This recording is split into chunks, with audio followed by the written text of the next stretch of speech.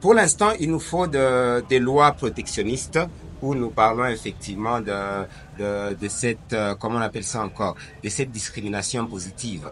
Et ça prend son effet dans l'article 14 de la Constitution où on parle de parité. C'est-à-dire effectivement que dans l'entrepreneuriat même vert, on constate que les femmes sont majoritaires, mais en termes des capitaux, elles sont elles sont majoritairement minoritaires. C'est-à-dire effectivement que pour favoriser la femme, il suffit pas de parler de la bonne volonté et de voir la femme faire des tomates, n'est-ce pas, des $10, des $100, tout ça nous les faisons et c'est très bien, mais je pense effectivement que la femme mérite encore un peu mieux.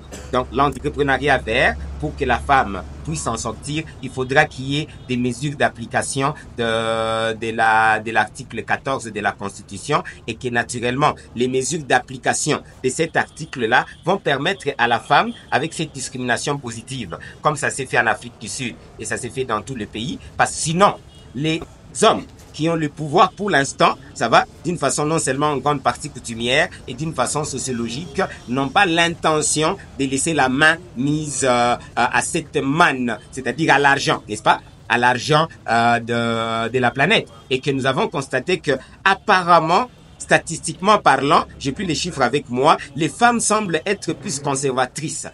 Les hommes, ce sont des destructeurs.